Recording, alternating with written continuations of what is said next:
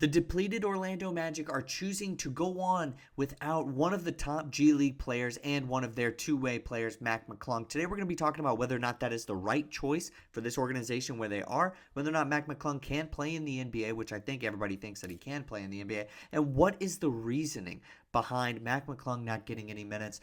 Guys, thank you so much for clicking on this video. If you're new to the channel, make sure that you subscribe. It is the easiest and best way to support the channel here at Magic Digest, coming out with daily Orlando Magic basketball content, and we're trying to build an Orlando Magic basketball community here on YouTube. All right, let's get into what has sparked this. Now, this is kind of coming from a reporter yesterday who asked the question about what goes into Mac McClung potentially suiting up for the team, and what could he potentially bring, or what goes into any sort of G League player playing on the active roster. And Jamahl Mosley kind of gave a bit of a whatever answer. Kind of was just talking about the schedule and different factors such as the timing and who maybe even you're playing, and all this sort of stuff. He kind of danced around the question a little bit, was non-committal to, hey, Mac McClung is definitely going to be brought up at a certain point this season, is going to have a bigger role in this offense, as we're, the other night we played without 8 guys. Maybe Mac McClung could have helped.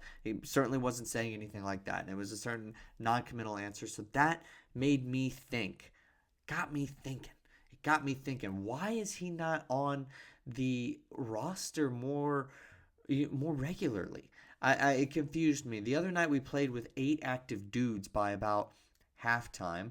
And then last night the team struggled to shoot, shot extremely poorly, and frankly just looked almost embarrassing for an NBA team. Let's take a look at the bench right now. Do we need Mac McClung? I would say right now you got Queen, who played, is one of the other two-way player who has been playing pretty well for us. So first of all, I think that gives you enough confidence to say, hey, maybe we do give Mac McClung a shot. The other is, what production are we getting from the guards? KCP came back from his knee injury. That was a positive. But you got Cole Anthony in the starting lineup right now, and he didn't play well last night. And then that's your only 2 true guards that you have. And then you go back to the bench, and Corey Joseph. Should Corey Joseph be getting those minutes? Should he be getting 11 minutes instead of Mac McClung or anybody else? Anthony Black got 30 minutes the other night. Is he completely ready for that kind of workload? I think he's good. I think he's great. Is he 30 minutes great in a game that we potentially need to win, like the Bucks game? That Bucks game could have been a huge W for this team moving forward. Would Mac McClung have potentially changed the outcome?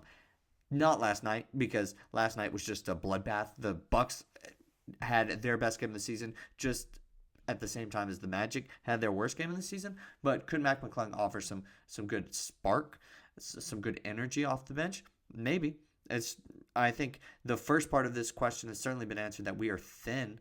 We are thin on the bench, and there's plenty of ways to look at this and plenty of places to go and say, hey, why not bring him in?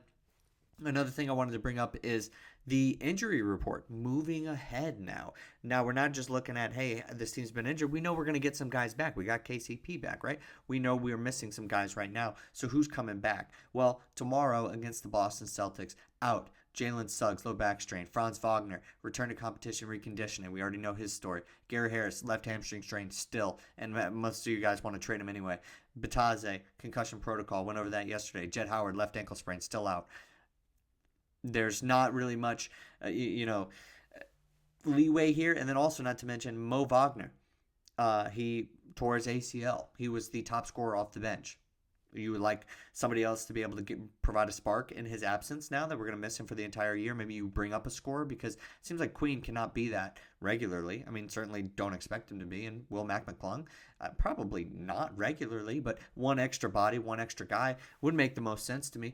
If we take another look at the box score, we had some guys just on, out there suiting up. Jet Howard, if he would have played or didn't, it wouldn't have helped the front court scoring. I mean, at least I don't think. I mean, obviously we want him out there for his 3-point shot, but shoot, it just depends. It just depends. Caleb Houston's getting 24 minutes. Do we want either of those guys taking all of those minutes, or why not give somebody else a shot? I mean, I think when I look at this roster, what is there to, when we have a game like this and we shoot 34% from the field and 26% from 3, I get it. We're waiting for guys to come back, but maybe some of the comebacks masked what is wrong with this team. And I do come off as a very positive individual when it comes to talking the Orlando Magic. I just felt like the response to, hey, why not bring Mac McClung up, was just a bit of an avoidant thing and not something that I felt was completely truthful on Mosley's part. Maybe it's the one thing that he hasn't really done correctly this year, and that is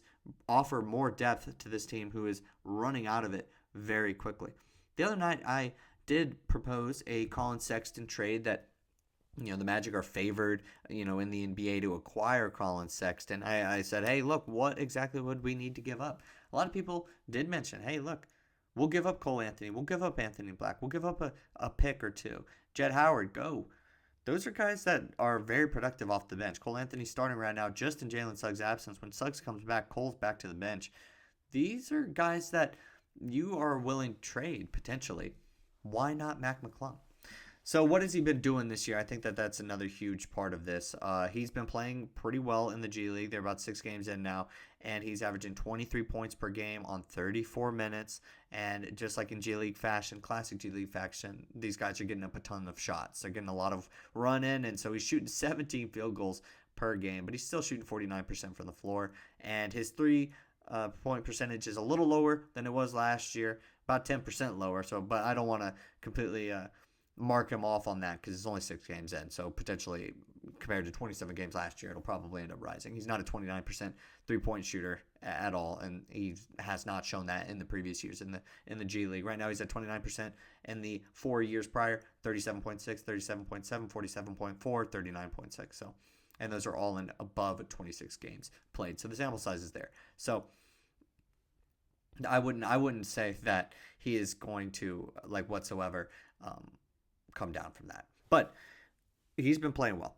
So why is he not in the lineup? I don't know. I think that when we're thinking about what this team is made of, and they like to rely on their guys, and every game is different in the NBA, every night is different, and they're really just hoping that Paolo Banchero comes back and saves the day. I think it's an understandable way of thinking that, hey, we're just going to bounce back tomorrow, just as though it did have 0 points.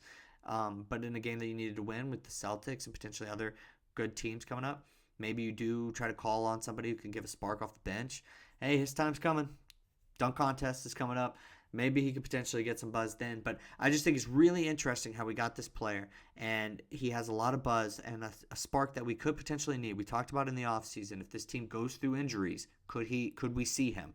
I know a lot of you guys were on board. I know he's not going to be like the biggest difference maker that we've ever seen, or who knows, maybe he doesn't end up giving a spark. That's not an automatic either, but why hasn't there been a try for it?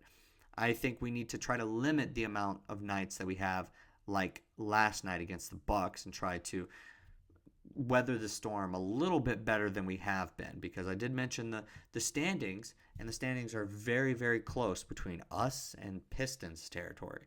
It's been nice right now. Felt like it's been a huge win. We got Franz coming back in maybe less than 2 weeks. But just be careful, because things can flip in the NBA, and we could still start losing games with Franz and Paolo in the lineup. This team won't go undefeated. So just something to think about. But let me know what you guys think down below in the comments section. Always love hearing from you guys, good and bad. All just talking Orlando Magic basketball, and it's all in good fun. Let me know if you think Mac McClung should be getting some run in the NBA on this Orlando Magic basketball team. I think he should. I don't know what we're doing and why we're not doing that. But that's all the time I have for you guys today. Thank you guys so much for watching, and I will see you guys next time.